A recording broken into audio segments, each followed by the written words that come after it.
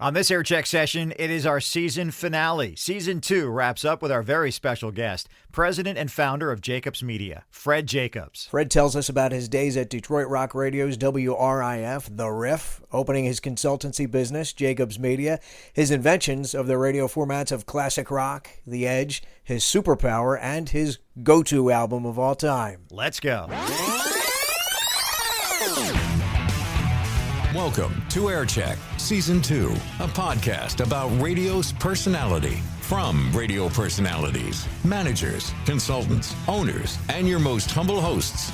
Oh, God help them. From Philadelphia, Rich DeSisto and Paul Kelly. Hey, this is Rich DeSisto. And I'm Paul Kelly. Welcome to Air Check, Season 2, the finale. Our guest today has helped radio stations and air talent in markets large and small get to the top of their game. He is the inventor of the classic rock radio format, and his career includes numerous contributions to radio over more than 3 decades. And he's a member of the National Radio Hall of Fame.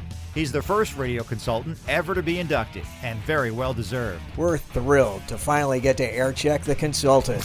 Fred Jacobs knew that rock and roll would never die, but become classic, as in classic rock, on hundreds of radio stations nationwide. Aerosmith, Led Zeppelin, The Rolling Stones, Pink Floyd, The Eagles, Fleetwood Mac. Carefully created, the classic rock radio format has become the soundtrack for generations of radio listeners, with Fred Jacobs as the curator. When public radio operators realized the audience sensibility Fred Jacobs possessed, they invited him to their party. Oh my God, this is crazy. Fred sees the future ahead of most and shared his vision on how smartphones and apps would affect radio listening with broadcasters in virtually every format. Being a Motor City man, he recognized how important it is that radio operators got to know automotive manufacturers and the people deciding what goes in the dashboard. The Dash Conference in 2013 was another pioneering effort by Fred Jacobs, benefiting radio for years to come. Fred Jacobs, his keen understanding of the radio listener, has impacted thousands and thousands of radio stations for the good. Fred Jacobs, a 2018 inductee to the Radio Hall of Fame.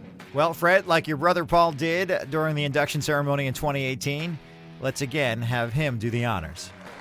It's with tremendous professional pride and unmeasurable personal pride that I welcome the next member of the National Radio Hall of Fame's class of 2018, my brother, partner, and closest friend, Fred Jacobs. Hey guys, thank you. Very nice. Appreciate that. Fred, so happy to have you here on an Air Check session. We've been looking forward to this conversation for quite some time. Yeah, we have, and thanks to me, we've kept kicking it down the road. So it's great to actually be able to sit down with you guys and talk a little radio and a little behind-the-scenes stuff, and wherever you want to take it. I've been around a little while, so there's no shortage of stories, escapades, and all that good stuff. Well, when you first met Willie Marconi, could you tell us... Yeah. Well, not that long, but you know, it's really weird, Paul. I mean, when you come into the business and you're a kid, you always kind of think of yourself that way, and then like something flips at a certain point mid-career, and now I kind of look back at the whole thing, and I literally always am the oldest guy in the room, so it's kind of cool and really kind of fun, and it's just nice to have been around for, you know, all this time and really seeing radio go through its many different phases. And you know, here we are in COVID world, and we're going through another phase. So it's really cool. I never thought I would be doing this long, and I have no idea about retirement. You know, it's just not. You know, my retirement plan is not to retire, is probably the best way to put it. Well, for those of us in the radio business, when you hear the name Fred Jacobs, the first response is, oh, yeah, he's that radio consultant. Not a radio consultant, but the radio consultant. Research has been in your blood forever, even before you became a radio program director, and one radio station in your hometown of Detroit, the legendary WRIF, the WRIF, link those two paths together. Tell that story. Yeah, I worked for the research company for a couple of years, and WRIF was the big rock station that I grew up with, and I got contacted by the program director of the station while I was doing research, and they wanted to do a research study. Have you heard the news? There's good rockin' at WRIF. The home of rock and roll for over 14 years. Rock and roll music for our ears. Hey, hey, there's good rockin'. Hey, hey, we'll keep rockin'. Hey, hey, there's good rockin' at WRIF. Detroit's home of rock and roll, baby. There weren't very many companies actually buying research in those days. It's very common today, but it was very unusual back then. What they used to think was research was Arbitron ratings. You know, if you want to know how you're doing, look yourself up in the ratings. There are your answers. And it's like, well, not really. I mean, that just tells you how many people are listening at a given period of time, but it doesn't tell you why. And it doesn't tell you anything about perceptions or your brand or any of that cool stuff. And so that was the kind of research that I like to do. So they brought me in. It was so much fun. I mean, you know, here you get to do research on your favorite radio station. And at the end of the process, they really felt like they had learned a lot. And they came back to me and said, hey, would you like to come to work here full time as research director, whatever the hell that meant. So I took the gig. What I learned the hard way is that what the GM, the general manager, thought was research and what I thought was research were two different things. He thought research was how do you make Arbitron ratings into sales pieces? And I'm like, no, that's not the kind of research I do. So it took a while for us to get on the same page, but I ended up working at WRIF doing all kinds of research for them, from focus groups to music testing to perceptual stuff. ABC, who owned the station at that time, what a wonderful company they were. And they brought me to New York, and I ended up as research director for the owned FM stations. Back in the day, there were 7 of them. I mean, radio today, you can own hundreds of stations, but back then, there were limits on what a company could own: 7 AM, 7 FMs, and 5 TVs. That was it. So I did research for ABC's 7 FMs. And then WRIF got into a little ratings trouble and called me and just said, would you like to come back home and be the program director? And I thought, wow, that sounds like fun, except I've never been a program director of anything before. And so I took the gig and programmed WRIF for a couple of years through a real tough patch. We were attacked by the Doubleday station, which was Wheels, WLLZ, and they came on the air very commercial free and very lean and mean. And we were kind of like this fat, bloated personality station that did promotions every night and talked a lot. Within every soul, there exists the need to be free. 98.7 WLLZ. A spirit as elusive as rock itself. It's the music of a newfound freedom. And we continue to deliver far less talk, better rock, fewer commercials, and up to $1,000 a day. So it really was an interesting war, and I learned a lot on the job about radio programming. So that's it. You know, I mean, even though I've been at this for a long time, there's only one set of call letters really on my resume. I've only worked for my hometown favorite radio station. So what a gift, right? I mean, what an amazing career to be able to do that. Well, you talk about how important the promotions were in that street fight with the competition there with Wheels. And as radio sits quietly during this pandemic, before the normal promotions can be planned that involve being in front of the listeners. I mean, let's face it, it's hard to be the politician during these times, even though we just had an election. But radio promotions have changed over the years for various reasons, and some have stayed the same. Sometimes what's old is new again. But can you talk a little bit about the radio promotions that you greenlighted as PD? What were some of the things going on back then? Well, we really had a lot of fun. I mean, back then, the radio station was very much a reflection of who you were as a person. When I programmed in Detroit, there were really 4 rock stations, and that was the case in a lot of markets. I mean, Philly was like that. Chicago was like that. Big markets had 3 or 4 stations that were all kind of similar in that they played rock and they had personalities. So you really had to be a great radio station to stand out and win in that environment. And so it was an all-out street war. It was all about presence. It was all about being wherever listeners were. Bumper stickers were a huge part of it. And in the case of WRIF, I mean, now I wish this was a visual podcast, but our logo was sort of like a racetrack shaped kind of thing that ABC used for all their stations. And it really turned out to be versatile. We did research that revealed to us that we own the shape. Hi, Jim Johnson here to tell you about our all-new WRIF wearables, a whole new line of WRIF clothing in a variety of contemporary colors like lavender, pink, turquoise, and of course black and white. Tell them about the muscle sweats. Well, no sweat. We got Hooded muscle sweats. Well, there's hooded sweats too. Orange sweats. And from Detroit's only real rock and roll radio station, WRIF. So we didn't even need our call letters in the shape. Once people saw the shape, they knew it was us. And that's when we started plugging in band names into bumper stickers. And so every time a band came to town, we would stamp their logo in the middle of our shape and pass those bumper stickers out. Hi, I'm Ozzy Osbourne, and you're listening to 101 WRIF, the home of rock and roll.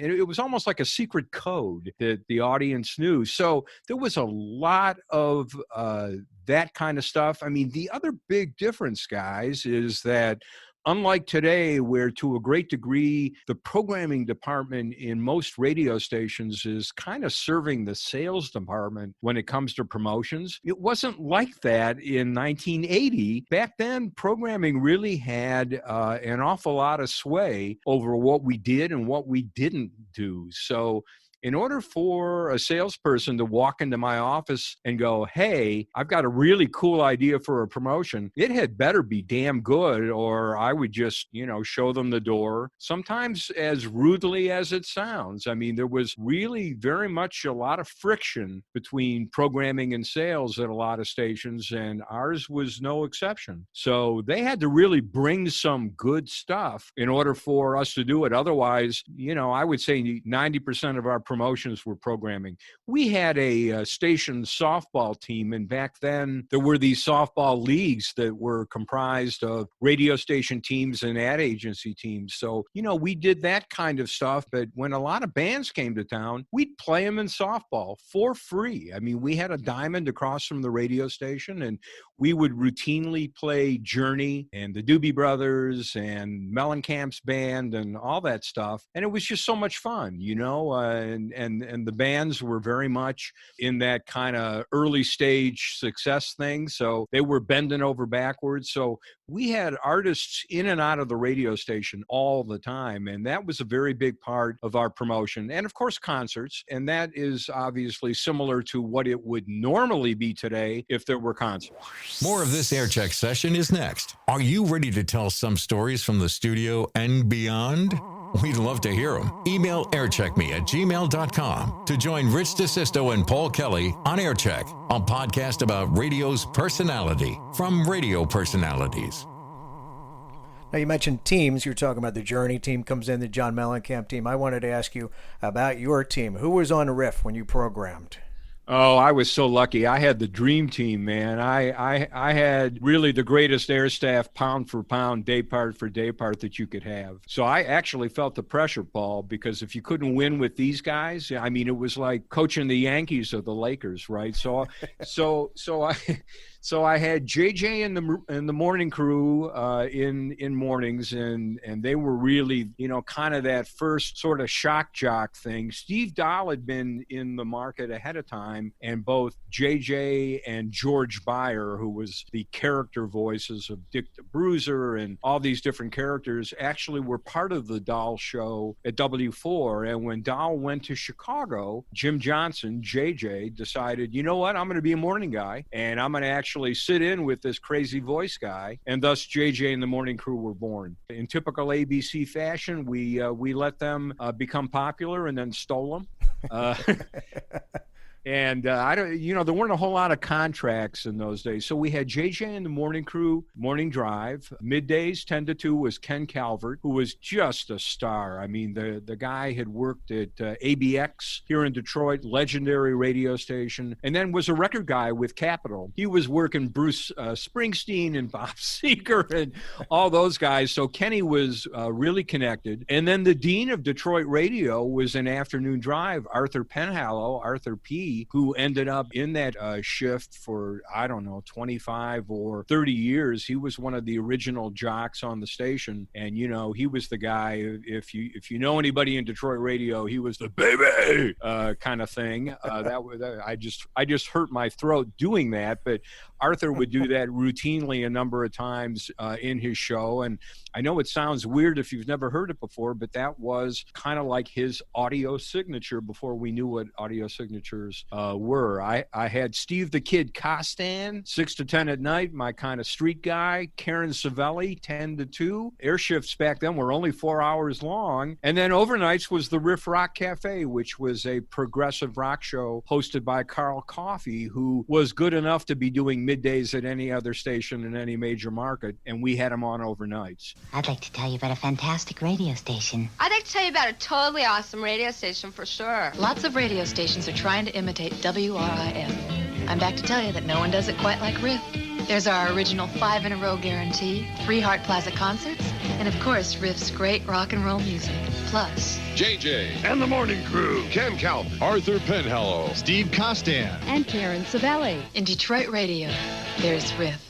And then there's everyone else. baby. I had this unbelievable air staff. Even our part-timers were studs. So when Wheels came along, basically with no DJs, people with first names who didn't talk very much, the joke was, hi, I'm Austin, and this is Boston on 98.7 Detroit's Wheels.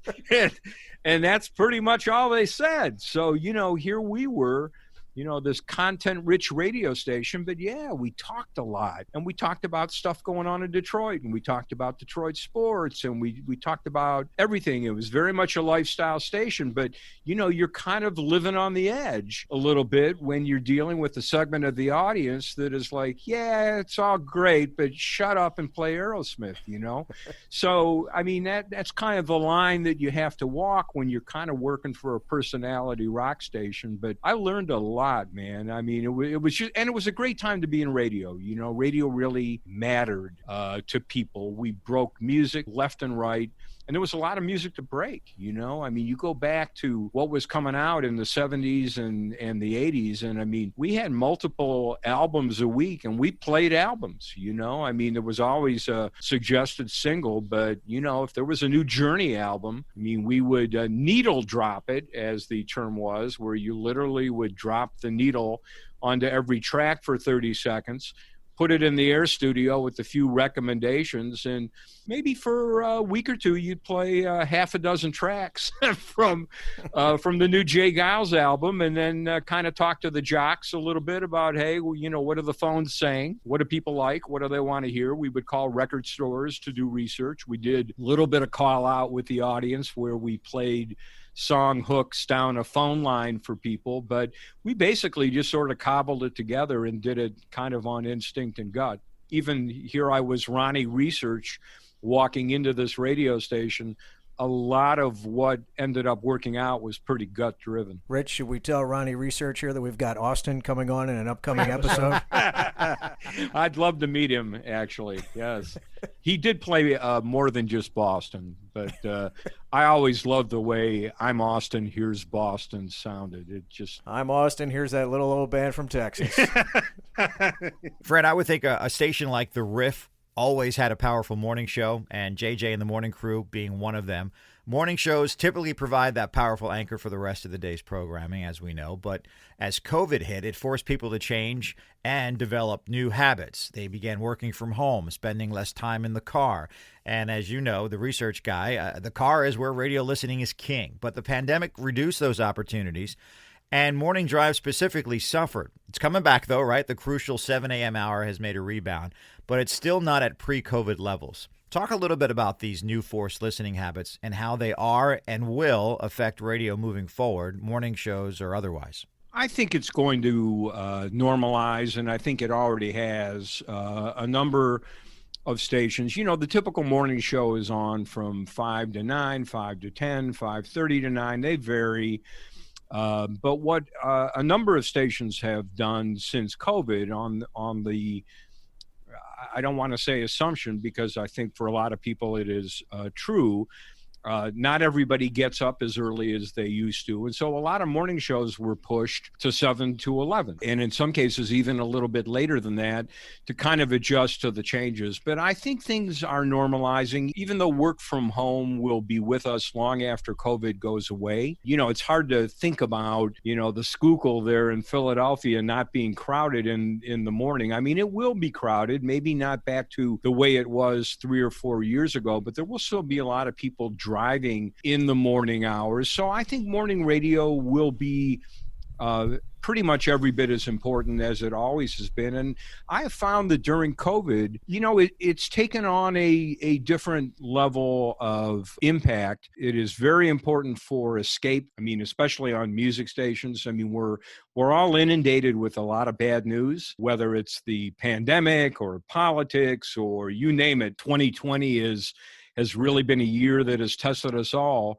And so to be able to flip on the radio and hear Preston and Steve, or to hear Dave and Chuck the Freak, or to hear Tom Bernard or Heidi and Frank, all the great morning shows on rock stations throughout the country, I think it has been a relief for so many people. And you know, these people are old friends and companions, but they're also an escape valve. You know, they're a way for you to be able to get on with your life in a familiar, fun, kind of not too heavy way. So I think in many ways, personalities have really had a more important impact during COVID than perhaps they did back in 2019 when we took all of this for granted. This is an Air Check Rewind, Season 2. Kirby Confer. Kirby, there's somebody on the phone from Capitol Records. They need somebody to MC some gig. I don't know. And the guy said, this is Bill Turner from Capitol Records. We've got an act coming in. We're wondering, you know, all the other DJs are busy, the guys who are the famous guys on our station. And, you know, would you be available? And I said, yeah, I think I'm available. I said, fine. We'll send you a contract. Would $200 would that be adequate? Yes, sir. That would be wonderful. Thank you. So I ran up, called the program director, a guy named Johnny Dark, and I said, Johnny, I got my first gig. He said, what is it? I don't know, Johnny. I got really excited. I'll have to call the guy back. I called Bill Turner back, and I said, what is it? He said, you haven't heard of him. He said, but they're big in England. They're called the Beatles. Air Check, a podcast about radio's personality from radio personalities. Seasons 1 and 2 available now on Apple Podcasts, Spotify, or Google Podcasts. You can also listen on your smart speaker. Just say, Alexa, play Air Check Podcast, or OK Google, play Air Check Podcast. Rich and I were talking about this, and you know, we've got radio industry people that are listening to the podcast, as well as people that are not in the radio industry. So we've got this guy on. He's named Fred Jacobs, and he works with radio stations around the country. How did he get his start? What was your interest in the beginning, holding that transistor radio? Was it to be on mic? Was it to be mixing the music? What was it?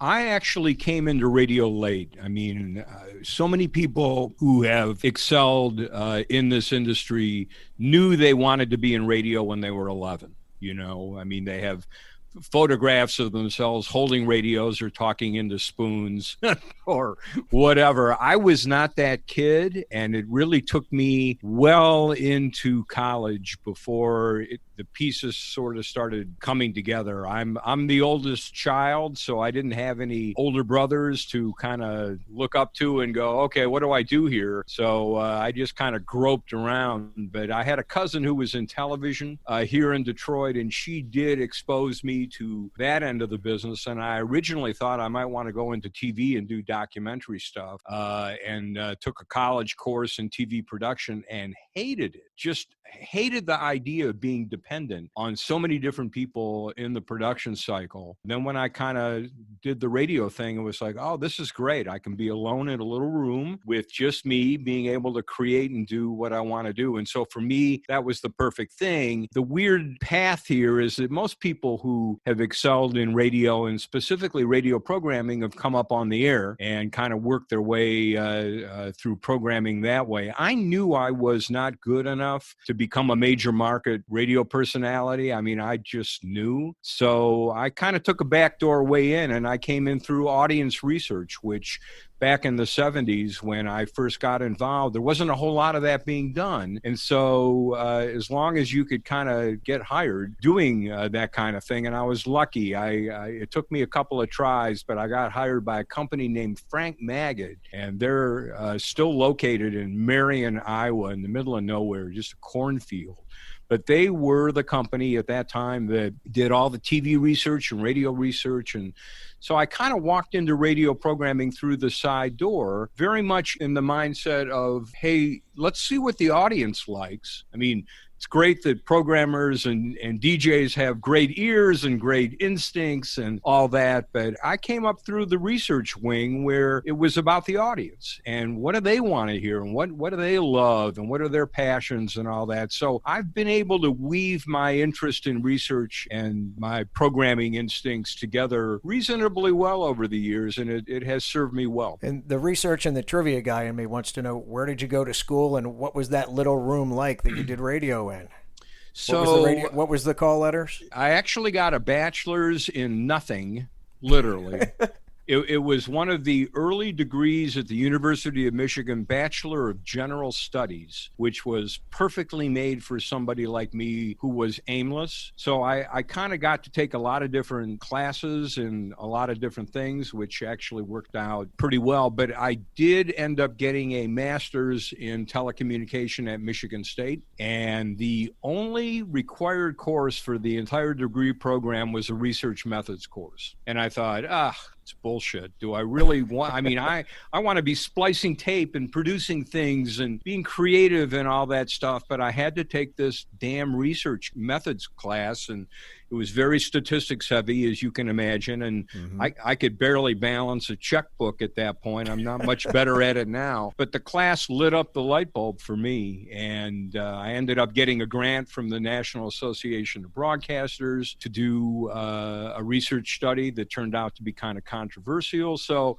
it was real cool. But along the way, I worked at campus radio at Michigan State. Michigan State had a huge network. It was the MSN, Michigan State Network, and there were affiliates. It was all carrier current in those days, believe it or not, which for people who don't know what the hell carrier current is, it literally was radio that came through the radiators in the dorm rooms.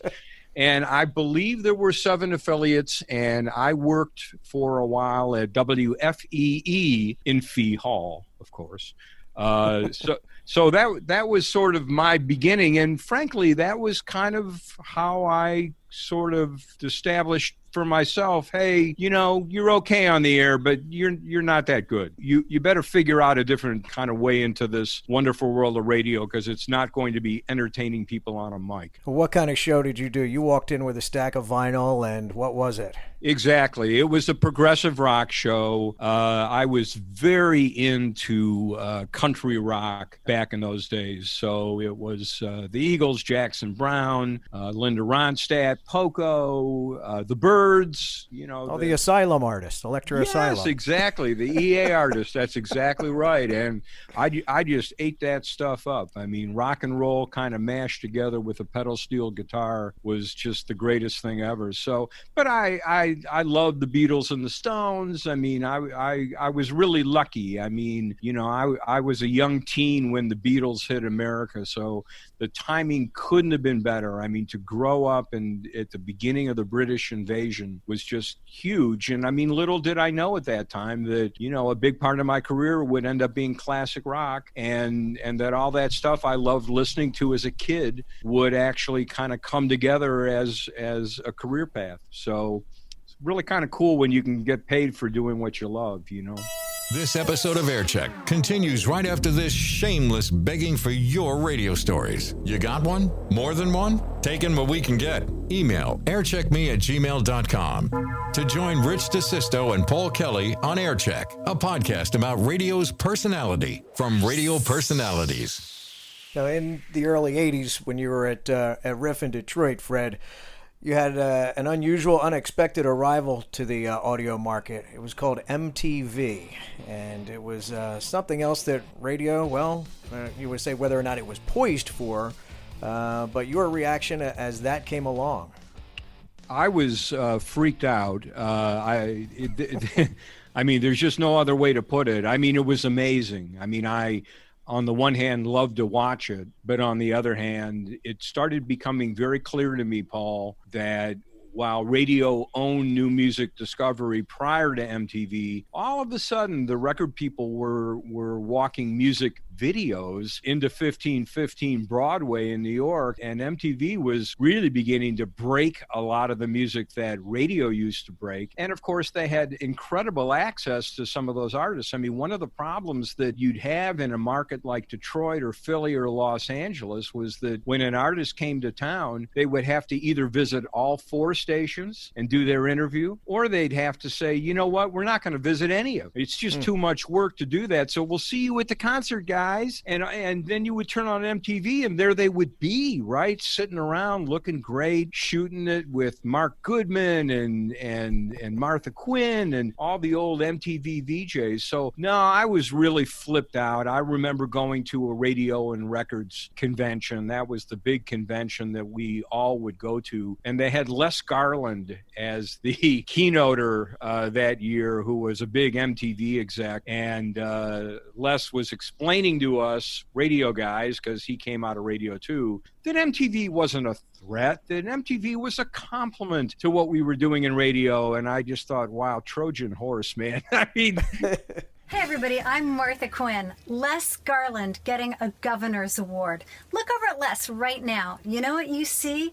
The heart of rock and roll is still beating. There was a time when Les loved rock and roll so much, he said, we got to get rock and roll on TV all day, all night in stereo. Too much is never enough. You know who said, I want my MTV? Les Garland. So you could say Les brought us not only Duran Duran, Madonna, and Live Aid, but Snooki, Teen Mom, and Miley Cyrus twerking. This guy wants to eat us all, you know? So I was very wary of MTV. And then ironically, I ended up going to work for them. When I started Jacobs Media, I would say probably around 86, 87, I got contacted by one of the big research guys there, Steve Seidman. And he had heard about my work doing focus groups. And they loved focus groups back then. Bob Pittman, who was still running MTV, loved hearing people talk as opposed to just looking at data, or so I was told. And I happened to be very good at sitting in a room with 12 strangers and getting them to talk and getting them to explain what it was that they loved and hated and all that stuff. And I enjoyed the hell out of that. I still do. I conduct focus groups now on Zoom. Thank you, COVID. But yeah, I do a lot of that stuff to this day. So I came into MTV and ended up doing work in that building for, oh God, probably around 15 years. I did a lot of the MTV work in the mid to late 80s. I switched over to VH1 probably around 1990. I did Comedy Central stuff for them. It wasn't Comedy Central at the time. That turned out to be a merger between them and HBO. But I was really lucky. I got to do focus groups at a very high level in New York. And the fact that it was MTV VH1 for the most part really made it a lot of fun. And I learned a lot from that process that I was able to discreetly share with radio clients for the most part. Of course, I probably stole a couple of things along the way too, but it was cool. I mean, you know, they were doing so much at MTV. It was just amazing. Fred, you know the phrase, you got to know a good idea to steal one. You do. And look, good consultants not only know the good ideas, but make them better. I mean, to a great degree. I mean, that if I have a superpower, you know, that's really what it is, to be able to see an idea that somebody else is doing and go, you know, that's really cool. But if we turn it on its side and we do it this way, it could even be cooler. So, and it'll be ours. Yeah, and we'll steal it, right? Yeah. If you stole it once, you stole it twice, right? There you go. Well, nostalgia always plays a big role in connecting to the audience, right? And sometimes those memories are not always fun times. The old saying, where were you when X happened, comes to mind. And you just told us how the launch of MTV affected you. But we just passed a tragic anniversary. 40 years ago, December 8th, John Lennon was assassinated. And it's one thing being a fan and processing that news. and it's another being part of the industry. Talk about where you were when that news broke. So I was in New York, and 1 block away from the Dakota. Wow. Yeah, where John and Yoko lived. So they were at 72nd and Central Park West, and I was at 73rd and Central Park West. And so, those little blocks in New York are nothing. I was watching Monday Night Football, right? Howard Cosell and Don Meredith. I mean, there's a couple of names that will date you. And the announcement came on. Cosell actually, that was breaking news in the middle of the football game that Lennon had been shot in front of his home. And I opened the windows, and I mean, you could hear the sirens. An unspeakable tragedy confirmed to us by ABC News in New York City. John Lennon, outside of his apartment building on the west side of New York City, the most famous perhaps of all of the Beatles, shot twice in the back, rushed to Roosevelt Hospital, dead on arrival. Hard to go back to the game after that news flash. No internet in those days, 1980, and I had a phone installed in my little apartment that were direct connections to all the ABC-owned stations, program directors, studio lines, all that kind of stuff. So I got on the phone and I started making calls, and one thing led to another, and I actually started phoning in reports. And the next day, this was more on WRIF than anywhere else because they knew me. At that point, I'd already worked there for a bunch of years, but there was a little payphone couplet right across the street from the Dakota, and so I phoned in reports from there all morning long as the story unfolded. So it was really one of those moments. I think most people who have been in radio for any length of time, or television, or I guess the news media in general, there are just those big days where something amazing happens and you're in the middle of it. You're reporting it, or you're getting it on the air or whatever. And that was what was going on with me. And I had been involved with big news stories before, but I don't think as directly connected to it as I was. I mean, the crazy part was the Dakota fascinated me before any of this happened. And I was reading all these books about the history of the Dakota. It's an amazing building. It got its name because way out, in the late 1800s, 72nd Street was kind of like way out in the Dakotas for people who were, living around where Trump Tower is today. So, the Dakota has got amazing stories behind it. I mean, it's famous residents, all that stuff. There's a sci-fi book called Time and Again that actually takes place in the Dakota. So I actually knew a lot about the building and its history and the John and Yoko thing long before he was shot. So I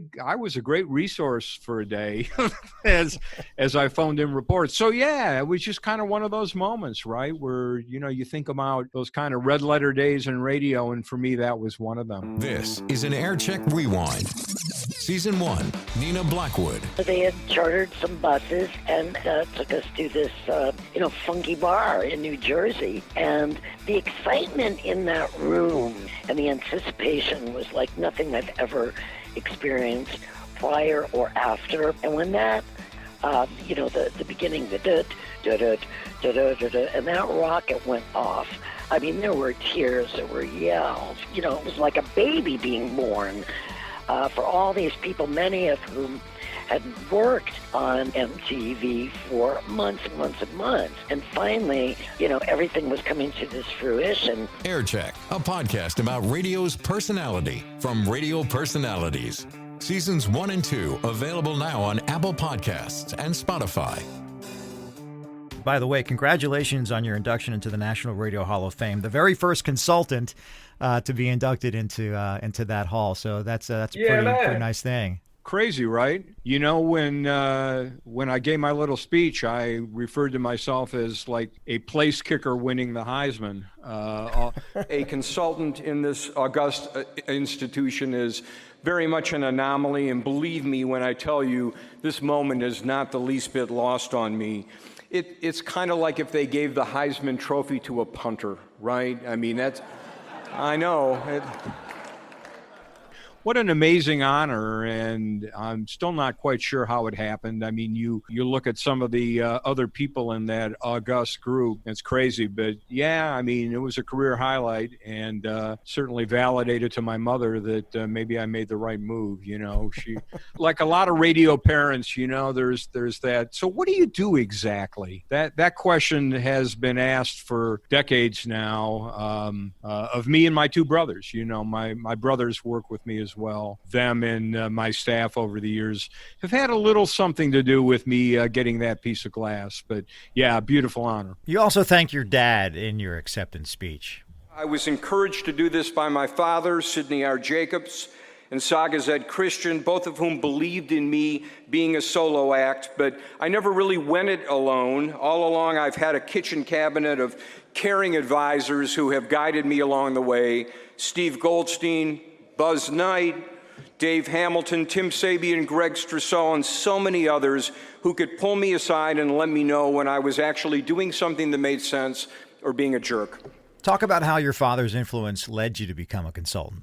Ed Christian, who is still around out there, he owns Saga Communications. Back then, the company was called Josephson. It was not owned by Ed. It was owned by a guy named Marvin Josephson, who was a talent agent who bought radio. And Ed was running WNIC in Detroit, among other stations in the company. And he was my first call. When the news broke that I had left RIF, he called and said, "Hey, what are you doing?" And I said, "I don't know. I'm going to take the summer off and kind of figure it out. I may go back and go to work for a research company, or I may not. I mean, I don't know." He said, "Why don't you come and do some research for me in my stations, and that way I'll get cheap research and you'll have time to kind of catch your breath and figure it out." And so I did that. And then Ed started whispering in one ear and my dad started whispering in the other ear, "You know, you're 32 years old. You got no expenses. You're doing all right. I mean, if there's a time to gamble, it's now. Why don't you start your own company?" And so I was really getting it from both sides. My dad always owned his own companies. I mean, he was never, you know, wildly successful, far from it, but always would tell me, you know, that when you're working for yourself, you don't have to answer to anybody else, and there's a certain freedom there, which there is. And so I did it, and I really didn't know what I was doing, and I didn't have a business plan or any of that stuff. I made a lot of seriously incorrect assumptions. I wish I still had the legal piece of paper, because I actually drew on a legal page on the left all the people that would very likely hire me once I became a researcher. And then on the right, all the people that probably wouldn't, but I kind of knew them and whatever. And the truth was almost the opposite of that. The people that I thought would throw business at me did not, but I was shocked by some of the places where business actually came in from. And it was really gratifying, and I got to meet a lot of people. I was not at all connected during those days. I had spent really my radio career at ABC, which was a very insular kind of world. We all loved each other, but we didn't get out much, you know, and they didn't like us mixing it up in the record community and stuff. It was very tight in terms of the legal restrictions and all that stuff. And so I didn't have a whole lot of contacts when I started, and I had to learn what networking was and all that. But it's worked out pretty well. And, you know, at the beginning, people would occasionally offer me a job, even when I was on my own, maybe thinking, he can't be serious about this. But the job offers did stop about 25 years ago. I think people realized, okay, he's going to, this is for real. He's going to continue to do this. So I never envisioned it being kind of my life's work, but it has sort of become that. Aircheck Season 2 is here. Who thought this would happen? I know I didn't. Aircheck Season 1 includes episodes featuring Nina Blackwood, Eddie Trunk, Danny Bonaducci, and more. Aircheck Season 1, available now on Apple Podcasts and Spotify. You did allude to your superpower a little bit earlier about having that knack of seeing something, an opportunity, and making it happen. And yeah, in the early 80s, there was not a format yet called classic rock, but there was something that you saw, there was something happening within the industry that you perceived there's a hole here somewhere. What was it? So I was at RIF, and we were a typically broad AOR station, which was the acronym for album-oriented rock.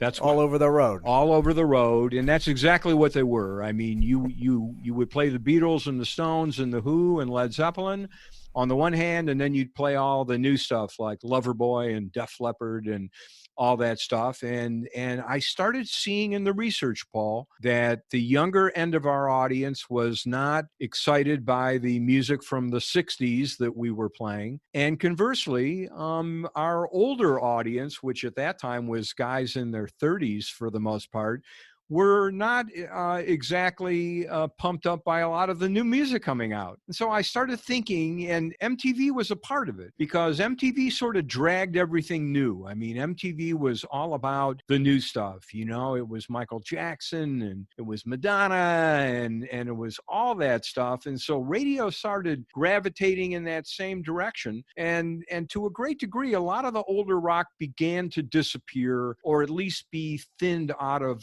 playlists. And so I started thinking, what if there was a format that just played the great rock and roll from the 60s through the 70s? And I got together with my former boss, Tom Bender, who at that point was in Dallas, Texas, programming or managing a dead AM news station, looking for something to do. And believe it or not, back in those days, AM stations occasionally played music and made a living at it. And we started talking about maybe popping this format on this Dallas AM, and that's what we did. And it actually got ratings, and it took a while, but eventually I started finding FM customers, and it kind of went from there. We've turned on a brand new FM station.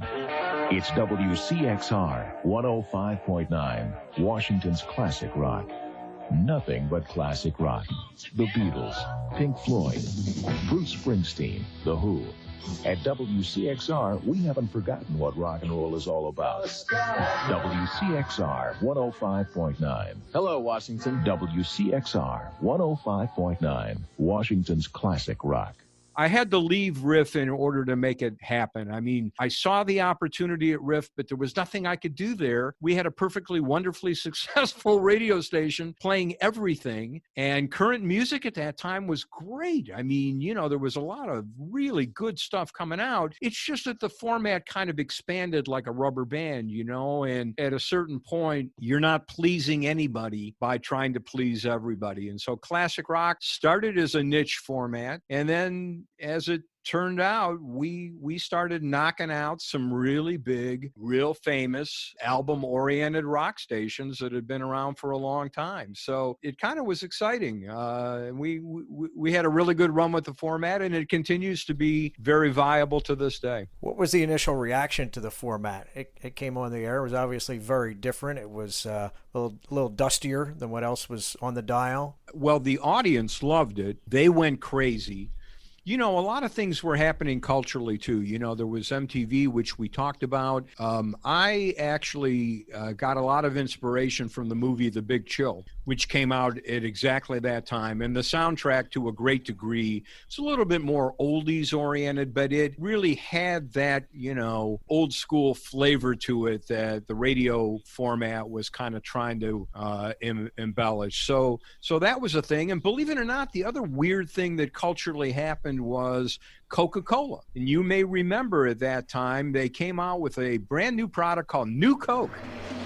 Introducing the new taste of Coca-Cola. In this country, the best have a way of getting better, and Coke just did. From today, there's a new taste, a new standard against which colas will be judged. Coke is me. Management of this company honestly and truly reveres our consumers, more than we revere a century-old formula. I've never been as confident about a decision as I am about the one we're announcing today. Well, today, Coke announced a new real thing, a change in its formula. And as Mike Jensen reports, Pepsi said baloney. Can somebody out there tell me why Coke did it? Why they changed? First, they said they were the real thing. Then they said they were it. Then kablooey, they changed. Now, I'm going to try my first Pepsi. But I still want to know why Coke changed. Now I know why. Pepsi, the choice of a new generation. In 60 days, they knew they were in big trouble. People absolutely hated this stuff. and they didn't know what to do, and they decided, all right, we're gonna literally kill New Coke and go back to old Coke, but they didn't want to call it old Coke because that doesn't sound very appealing, and so they changed the name to Classic Coke. I'm Don Keogh, president of the Coca-Cola Company. When we brought you the new taste of Coke, we knew that millions would prefer it, and millions do. And we knew that it would beat the taste of our major competitor, and it does. What we didn't know was how many thousands of you would phone and write asking us to bring back the classic taste of original Coca-Cola. Well, we read and we listened, and you know the rest. They're both yours, the new taste of Coke and Coca-Cola Classic. Your right of choice is back. And they were Classic Coke for a long time. They kept the C word on there for years and years and years.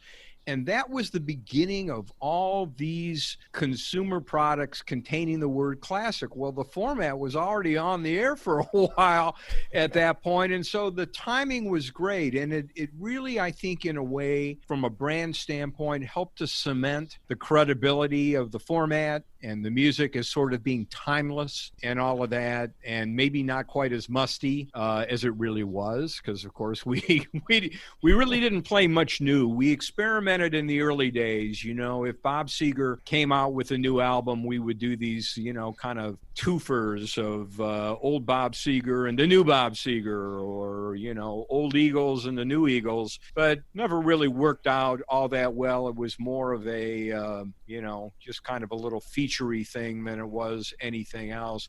So, yeah, the format really traded in nostalgia to a great degree, but there's a huge market in nostalgia, as I learned, and as I've been learning in all the days since, yeah.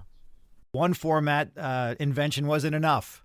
Early 90s alternative grunge comes along, and you decide, hey, let's create this other format called The Edge. Talk a little bit about how that came about. So classic rock was going very well, and I felt like, in a way, I was a one-trick pony.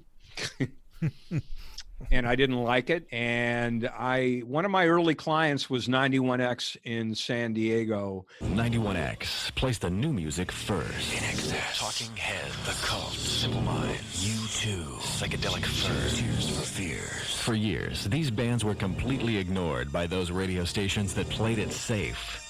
What music will those safe radio stations be playing in the future? The music that 91X is playing right now.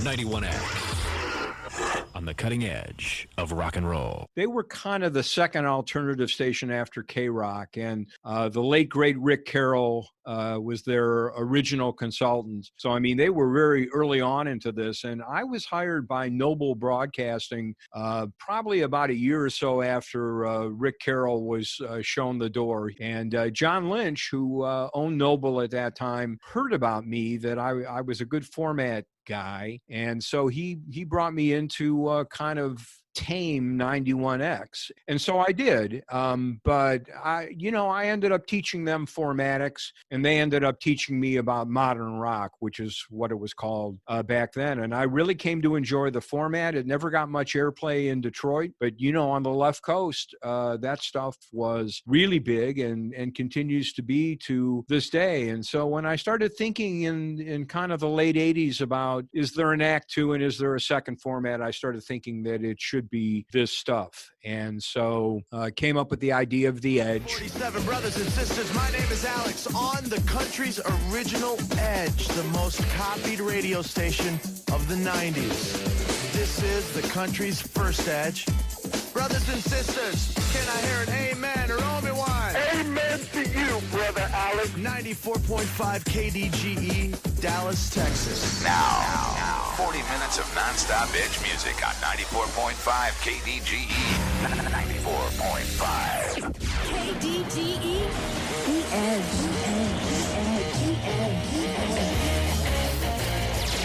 94.5 KDGE, The Edge. Look, Ma, No hands. We're running with scissors. We left the lights on. The fridge door's open. We're drinking from the milk carton. I think probably influenced by The Edge in U2 and the cutting edge of rock, which was a pretty popular slogan. 91X used that slogan pretty effectively, as did a number of other stations. So I thought the brand actually was pretty cool, and I could own it too. That was the other thing. I never owned classic rock. I mean, you know, if I was getting kickbacks and payments from every station that calls itself classic rock, I'd have my own island at this point. So I was not able to take advantage of that, and I thought, hey, second time around, I'm going to name a format and actually copyright it. And so I did. I service marked it, and the mistake I made, and it was severe. Nobody remembers it now, so I'll tell you. We were too early. It was not ready. Either that or we weren't doing it right. I mean, that could have been part of it as well. But we came up with the idea of the Edge about 2 years before Kurt Cobain happened. And so, I mean, there was a lot of decent music out there, but it wasn't really a mainstream national kind of thing like classic rock was. And so it was a struggle, and it was really hard. And it really wasn't until grunge happened that everything kind of lined up, and we sort of happened to be at the right place at the right time, and then it was like, whoa, let's go. And the early 90s in particular was a great time for the Edge. We had a lot of them out there. There's still some out there today, and they're still writing us checks, which is cool. We don't even consult them anymore, but we do get the annual check every year for using the service mark, and that's another story. This is an Air Check Rewind, Season 2.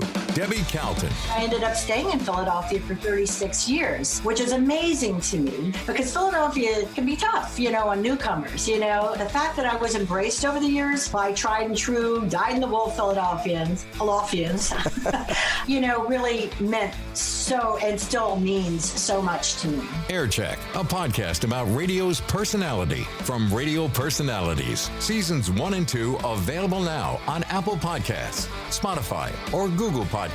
You can also listen on your smart speaker. Just say, Alexa, play Aircheck Podcast, or OK Google, play Aircheck Podcast. Well, Fred, we're talking a lot about all of the different audio that's out there, and we get into the 2000s, and here comes this product called Sirius Satellite Radio. But then here comes a product that's called XM Satellite Radio. So you have two different satellite radio organizations coming on the scene, as well as online radio stations. .coms were taken off, and people were just creating their own radio stations on .coms. And then streaming services come along, Pandora, Spotify, and they've expanded beyond that. You know, we can laundry list them forever on here. What happens to radio amongst all this different stuff coming on? The battle for the ear, the audio device that's in that car, man. That's something else at this point. Whole different game. And, you know, I came up in radio, as you guys did too, when we really owned it, you know. I mean, we were the only place to go for audio and new music and all that stuff. I mean, you know, you got into any car in the world, and there we were right in the center of the dashboard. I mean, we might have had to share that real estate a little bit with an 8-track player or a cassette deck or a CD player, but for the most part, radio had that primacy in the dashboard. And everything you just talked about, I mean, that laundry list of options all of a sudden comes on in the mid to late 90s. And I think most radio people were really caught off guard. I think there was so much money in radio, so much profits and cost of radio stations. I mean, you could make an amazing living just flipping radio stations. I mean, we talk about flipping condominiums now. Back then, people were flipping radio stations, buying a radio station for $50 million, running it for a couple of years, and turning around and selling it for $80 million. And I mean, that's the kind of money that was floating around. And so a lot of the captains of industry at that point, I think, looked at some of these fledgling technologies and thought, yeah, whatever. I'm sure some bleeding edge people will buy satellite radio or will buy an iPod or any of that stuff. But we're radio. We're going to be fine. We've been around since Marconi, so everything's going to be good. And of course, that was a lot of overconfident thinking there that was just flat out wrong. The break for me is we started doing tech surveys about 15, 16 years ago, where we started researching what radio listeners were doing when they weren't listening to radio. And even back in the early 2000s, I mean, it was amazing. Loyal radio listeners were doing all this other stuff. They were listening to satellite radio. They were streaming things. Eventually, they started listening to podcasts when that came on. And so we started tracking all of this stuff. And the next thing you know, we're sort of out here in the wilderness going, hey, radio, you guys got to wake up, man. I mean, there's all this stuff going on, and it's going to eat our lunch one day if we don't get involved and do some of this stuff on our own. And so that's sort of been the story of the last 15 years, is trying to kind of hold the industry's hand and go through all of this with a machete and help the radio broadcasting business transition to the digital age. And some have been more successful at it than others. Yeah, those tech surveys, they shed so much light on these new shiny objects year after year. And we talked about the importance of the car radio. That's another important cause that Jacobs Media has focused with the Dash Conference. And then there's the 600 plus Jake apps created through the years, all to grab the attention of radio. You know, I think the movement, though, towards digital has grown over the last few years. But what was digital then has evolved, right? And perhaps this pandemic pushed a little harder, too, and revealed to radio that, hey, we're still kind of behind here. Yeah, it has accelerated things. I think, you know, what you just said about the pandemic is true of a lot of things. You know, if it was trending pre-pandemic, in many cases, since COVID, things have really accelerated. I mean, you know, look at the Peloton bikes. I mean, they were gaining in popularity in 2019, but now it's like, oh my God, I'm stuck at home. I can't go to the club. I mean, maybe I'll get one of these things. I mean, same thing with Zoom meetings and Skype and stuff, FaceTime. I mean, all that had been around and a bunch of people were doing it, but not like today. So yeah, I think you're exactly right. I think COVID has accelerated a lot of these trends. I mean, look, the other part of it, we're talking about it from the audience standpoint, right? More and more people are streaming or listening to podcasts and all that. But the other side of the coin is the revenue side. And that's been the other revolution here, because here's the Radio Advertising Bureau, which is the sales arm of the radio broadcasting industry, saying, hey fellas, there's more money being made in the digital space than there is in the broadcast space. So, you know, you can just stay here in tower and transmitter land for as long as you want, but you're kind of in a polar ice cap kind of situation where every year it just kind of shrinks and recedes a little bit more. If you don't expand out into digital, you may not be around. And so, I mean, we're lucky in a way. We've had the newspaper industry to watch screw things up, and they certainly have, right? I mean, they were very much like us in radio, assuming that none of this could ever possibly happen to them. And now we've got, a handful of really good newspapers left in the U.S., and that's pretty much it. So I think most people in radio now, especially in corporate leadership positions, truly get it. But the hard part is, how do you fix the airplane while it's flying at 35,000 feet? That's the key. You know, you still got to deliver your numbers, and you got to please your stockholders, and you got to still do it with your traditional model, but you've got to adapt at the same time. It's very challenging. We're also competing against a whole different type of player at this point. We're competing with Facebook, and we're competing with Google, and we're competing with Amazon, and we're competing with Netflix and satellite radio. So it's a whole new game out there. And, you know, you guys remember the old adage, having a radio license was thought to be a license to print money. And it was. Today, it's not so simple, and making a lot of money in the radio business now is a real art. It's not just something that happens just because you happen to have a license. All of the technology that's out there, we all enjoy it, we love it. But from the early days, we loved pulling that vinyl album out of the jacket, and dropping it onto the turntable, putting the tone arm on, letting something fly. Rich is a huge vinyl collector. I've got a couple of albums here at the house too. Whether or not it's the turntable or CD player, or if you pull it up digitally, Fred, who is your go-to artist, or is that album that at the end of the week, this is where I'm going? So I was always a big Steely Dan fan.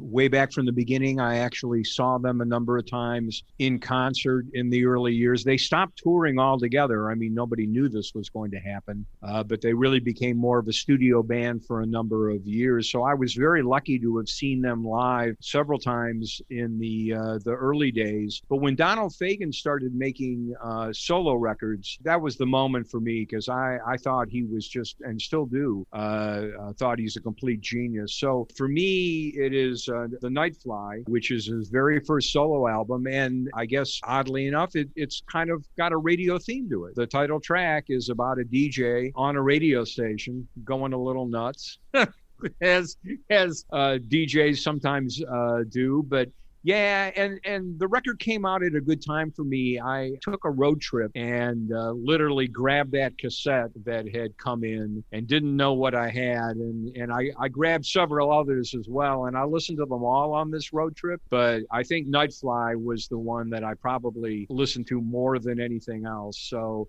yeah, that would have to be my all-time favorite go-to record. So we know you like charts and graphs, Fred. You're the research guy.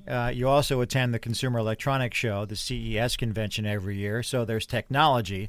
And unfortunately, this year, the 2021 convention will be a more virtual presentation due to COVID, and I'm sure you're heartbroken. But tell us something that perhaps many people don't know about Fred Jacobs.